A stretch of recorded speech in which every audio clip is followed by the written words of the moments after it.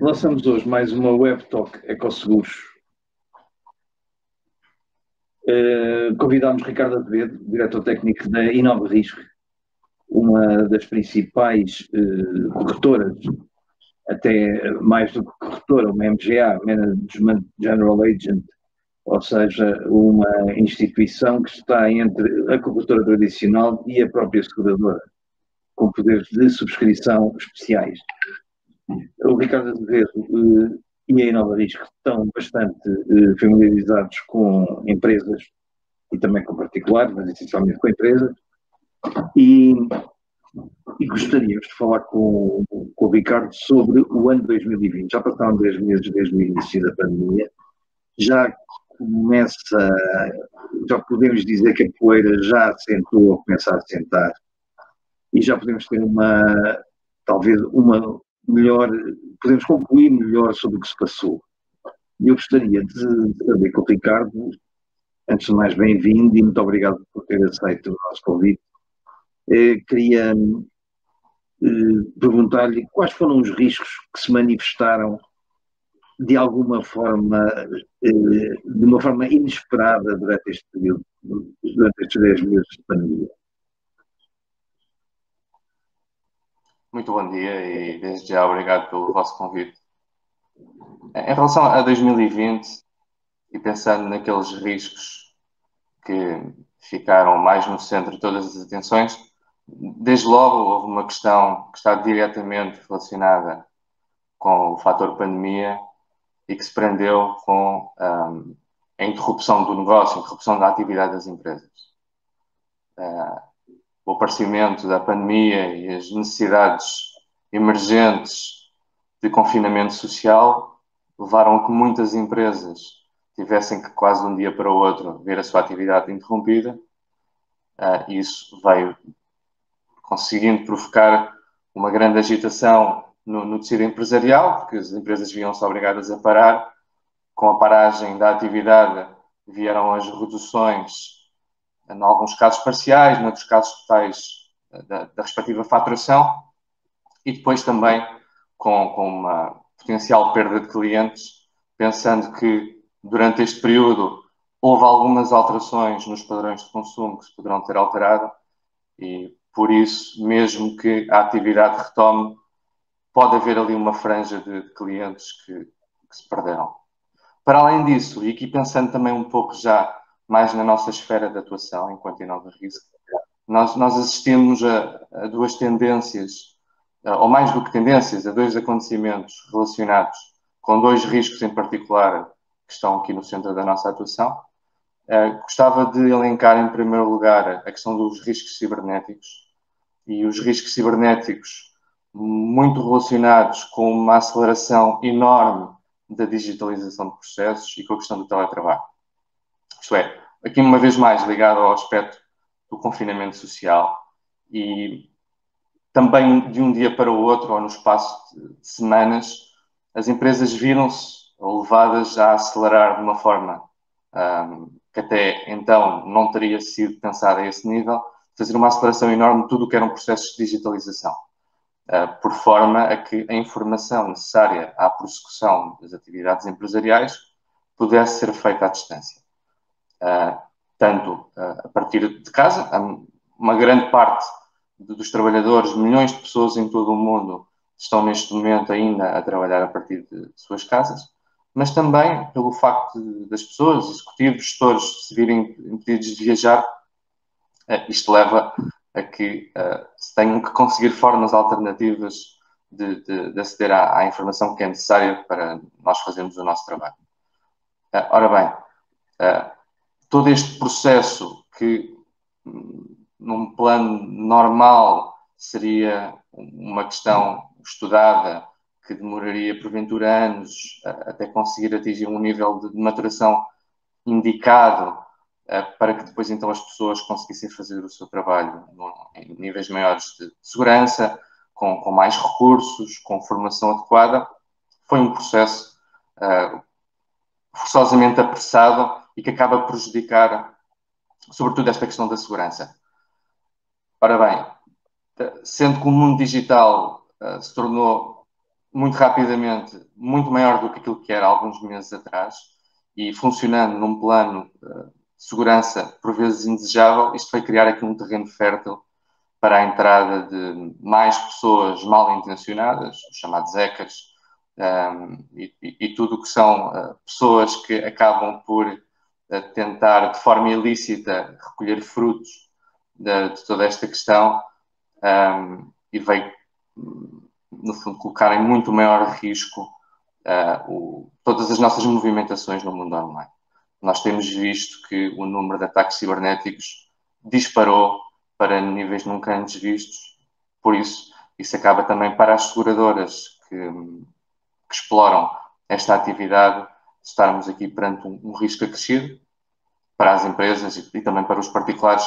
Obviamente que há hoje cuidados redobrados a ter em conta. Ricardo, deixa-me só... Gostava também de linkar. Deixa-me só interromper nesse aspecto. Estamos habituados, ou pelo menos é notícia, quando as grandes empresas são atacadas por hackers. Pode-me dizer se nesta altura e com essa profusão de ataques cibernéticos já se estão a atingir médias empresas, pequenas empresas, ou continua no mundo das grandes?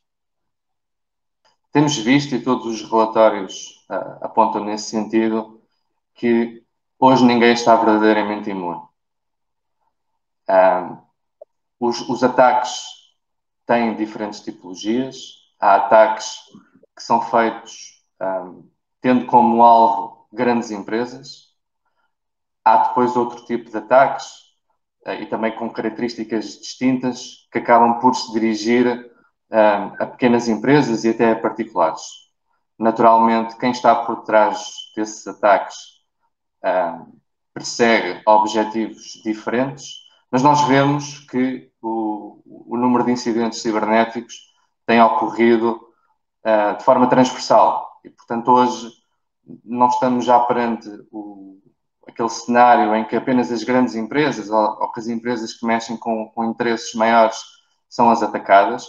Estas, porventura, serão aquelas que também fazem mais manchete na comunicação social, mas depois no dia-a-dia nós vemos um conjunto muito elevado de empresas de diferentes setores, diferentes dimensões, e também não esquecer aqui a questão dos particulares, onde de facto todos estão imunes. Há alguns aspectos que acabam por caracterizar os alvos, naturalmente setores ou empresas que tenham tipicamente sistemas de segurança menos sofisticados, tal como empresas que, no fundo, mexam com interesses um pouco maiores, questões mais mediáticas, empresas que acabam também por estar envolvidas em transações online mais elevadas, acabam depois por ser os alvos preferenciais dos hackers.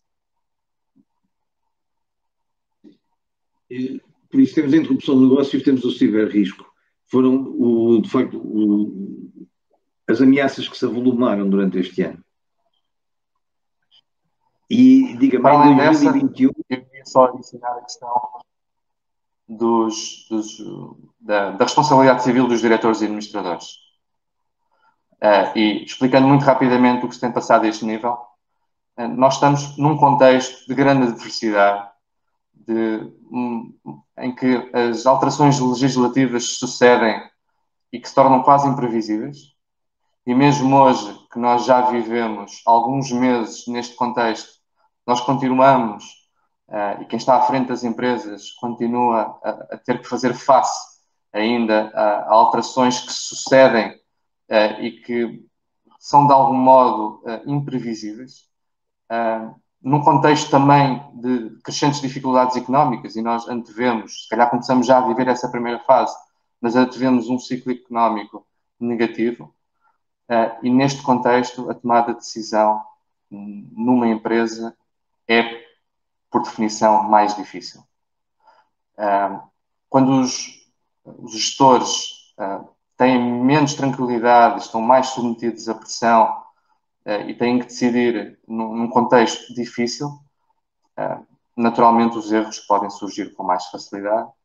O escrutínio de todos os interessados, e pensando, por exemplo, numa empresa que tenha uma estrutura acionista com vários sócios, com vários acionistas, naturalmente, quando as coisas correm menos bem, o escrutínio é maior e há mais facilidade em que o terceiro peça responsabilidades e que ponha em causa a decisão do gestor. Isto acaba depois por resultar num maior nível de litigância no que diz respeito à responsabilidade civil dos diretores e administradores, sendo colocada mais vezes em causa se houve ou não um cumprimento escrupuloso do seu dever de cuidado enquanto gestor dessa empresa. E é também uma tendência que nós temos vindo a verificar, não só em Portugal como em todo o mundo, que o número de reclamações nesta área tem vindo a subir. Ricardo, já na situação, podemos falar de pós-pandemia, no fundo, elencou 3 grandes ameaças: cibersegurança, responsabilidade de EIO, diretores e administradores, mas na situação pós-pandémica, há talvez aqui uma novidade, por exemplo, no caso da saúde. Será que quem foi, por exemplo, internado devido à Covid-19 poderá ter que declarar isso como uma doença pré-existente? Ou seja, não sabemos as consequências da Covid-19 no futuro. Isso poderá ter implicações no caso dos seguros de saúde, no risco de saúde?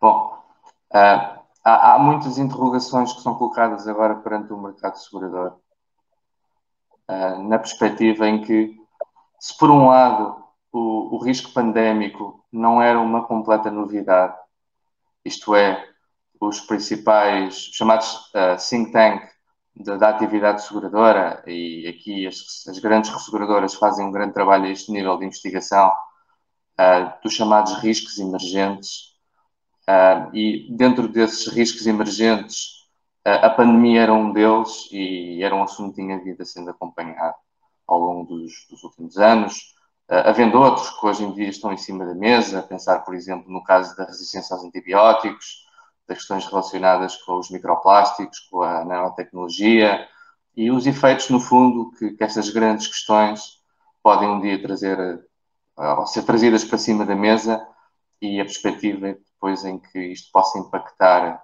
mais concretamente o mercado segurador, os segurados e depois também o próprio desenho das apólices, por forma a que depois se tenha claro se essas mesmas apólices dão ou não dão resposta a esses chamados riscos emergentes. Aqui a questão da pandemia, infelizmente, caiu-nos no colo e levou o mercado segurador e todos os agentes que de alguma forma estão relacionados a ter que lidar com este aspecto e, no fundo, a ter que tomar decisões. Algumas dessas decisões depois acabam por ser de alguma maneira contestadas e podem, no limite, até seguir a vida judicial. Noutros, e progressivamente, as coisas acabam por ser absorvidas depois pela prática do dia-a-dia da atividade seguradora e acabam por resultar depois em processos diferentes ao nível da subscrição, da contratação, da necessidade de chamada informação pré-contratual, aquela informação que depois os tomadores de seguro têm que fornecer às seguradoras, etc. E há muita discussão que decorre neste momento. Tal como o Francisco elencava a questão do seguro de saúde, este ano colocou-se também a questão dos acidentes de trabalho, por via de que, como falava há pouco, milhões de pessoas em todo o mundo e também em Portugal, muitas pessoas acabaram por ter que continuar a sua atividade profissional, mas em vez de estarem no seu dia-a-dia no escritório da empresa, trabalham a partir de casa. E, portanto, colocou-se também a questão se o trabalho feito a partir de casa estava automaticamente coberto ou não pela sua apólice de acidentes de trabalho. Depois aqui o mercado vai se adaptando e vão sendo encontradas diferentes respostas para estas questões. Nem todas as seguradoras depois também acabam por ter a mesma abordagem às questões e nós, no caso da Inova Risk, nós estamos um pouco fora aqui do universo dos seguros de saúde, e também, enfim, vamos vendo de fora e vamos assistindo depois também, até na pele de interessados, porque pronto, também somos clientes, também somos segurados e vamos assistindo ao desenrolar das situações e ver daqui para a frente se esta questão da pandemia, da Covid e das doenças relacionadas, se também se vai colocar como uma necessidade ao nível da informação pré-contratual. Mas neste momento creio que ainda não existe uma resposta que possamos dar em relação a esta matéria. Ricardo, aqui para duas perguntas finais. A primeira eu sei que o negócio da Inova Risco é específico, é especial, mas quando terminarem estas moratórias que foram dadas às empresas, estes adiamentos do pagamento dos prémios, acha que isso poderá vir a afetar a produção? Ou seja, pode mesmo existir uma perda de clientes, uma perda de faturação por parte da indústria seguradora? Bom, é tentador pensar que sim, isto é, de um modo geral, e aqui ignorando por momentos, para fim do argumento, a questão do fator pandémico em si, mas de um modo geral, nós sabemos que os ciclos económicos fazem-se acompanhar depois também de alguma quebra da produção, se calhar não igual em todos os ramos da atividade seguradora, mas de uma quebra da produção, porque as empresas, ao viverem dificuldades na sua própria atividade, é natural e quase tentador que procurem economias de custos. Portanto, sendo a apólice de seguro, em muitas situações, ainda encarada como um custo, é de esperar que muitos segurados vão ter com as suas seguradoras e vão tentar renegociar alguns contratos, se calhar vão tentar equacionar até que ponto é que faz sentido ou não manter determinadas apólices ou mantê-las com um nível de cobertura e de capitais tão alto e tão abrangente quanto o que acontecia até ao encarar dessas dificuldades financeiras. Isso será natural. Por outro lado, nós queremos acreditar também que estes fatores, de certa forma disruptivos, e que vêm trazer aqui à lume algumas dificuldades que nós todos, agentes económicos, cidadãos, sentimos quando somos confrontados com uma catástrofe desta natureza, que isso também se torna relevante do ponto de vista da identificação da necessidade. Isto é, as pessoas tendem a comprar aquilo que valorizam e os bens ou serviços nos quais conseguem perceber que podem cumprir alguma necessidade. No caso dos seguros, isto está ligado naturalmente à questão da necessidade de segurança. E eu acho que este acontecimento veio tornar mais forte o sentimento de que determinadas situações podem nos acontecer a nós, podem acontecer na nossa empresa, que a catástrofe e os eventos que são de uma intensidade muito severa, mesmo que sejam pouco prováveis, eles podem mesmo acontecer e podem virar o nosso mundo do avesso. Isto faz com que haja depois alguns riscos que se calhar são mais facilmente compreendidos pelos segurados e que eles no futuro até se mostrem mais interessados pelos mesmos, que no fundo hajam mais questões que as empresas procurem salvaguardar. Isto para nós é uma questão importante, que no fundo os segurados façam uma identificação dos riscos que mais facilmente possam colocar em causa a sua sobrevivência, que possam pôr em causa também os seus ativos, que os identifiquem e depois que vejam dentro das soluções que existem no mercado segurador quais é que são aquelas que as empresas conseguem pagar e para as quais conseguem encontrar uma proteção. Claro que depois também caberá aos agentes da atividade, às seguradoras, aos mediadores, a todos os envolvidos, ter um papel pedagógico aconselhando as empresas e os particulares no sentido de não descurarem a proteção, que será, no fundo, também o garante da sobrevivência e da subsistência no futuro. Se encararmos a questão da contratação da apólice de seguro não como um mero custo, mas como um investimento, então é possível que nós consigamos atenuar depois alguns dos efeitos que a crise trará a nível das dificuldades financeiras. Ricardo, uma última pergunta. Eu vou aproveitar o seu conhecimento dos mercados internacionais e o conhecimento em Nova Risco. Acha que depois da pandemia, o que é que se sente no mercado internacional? Há maior flexibilidade na aceitação de riscos ou, pelo contrário, há um foco nos problemas conhecidos e pouca vontade de inovar ou de ir por caminhos novos desconhecidos?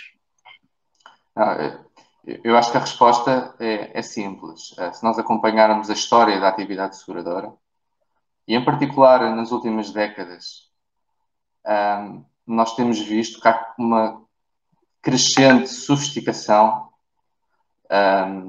uma crescente abertura para novos seguros, para estudar de forma mais antecipada possível esta questão dos riscos emergentes. Há, aliás, e a tecnologia possibilita isso, a entrada de novos players no mercado. A questão do Big Data, da inteligência artificial, veio também trazer para o seio da atividade seguradora agentes com ideias novas, com ideias disruptivas. Hoje em dia há espaço para se pensar fora da caixa e fora das linhas tradicionais. Naturalmente que depois há focos, há nichos, há determinados setores que num momento em particular, ou num momento particular da história, podem sofrer algumas dificuldades, levando àquilo que se conhece como o endurecimento do mercado, como os ciclos de hard market. E aí, se calhar, durante algum tempo, as seguradoras sentem necessidade de restringir a subscrição, a aceitação de determinados riscos, de fazê-lo em condições mais controladas, com prémios mais altos. Isso também faz parte dos ciclos. Mas de um modo geral, há claramente hoje mais soluções, a possibilidade de fazer soluções fora daquelas ofertas mais padronizadas e, portanto, possibilitando aos segurados desenharem a cobertura numa lógica de fato à medida.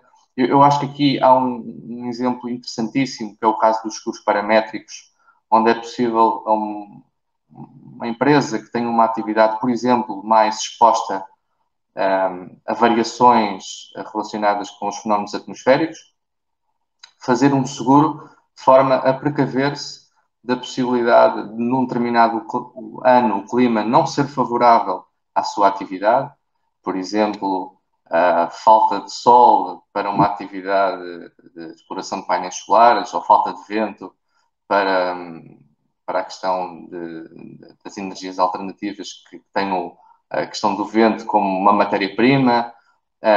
E hoje em dia é possível, e há seguradores que estão disponíveis para desenhar este género de soluções, desenhar-se uma lógica de fato à medida e, portanto, definir para uma determinada empresa se o nível de vento num determinado ano for abaixo de um determinado nível que fica definido na apólice, portanto, a empresa pode ser indemnizada pelas perdas que sofra correntes dessa mesma redução.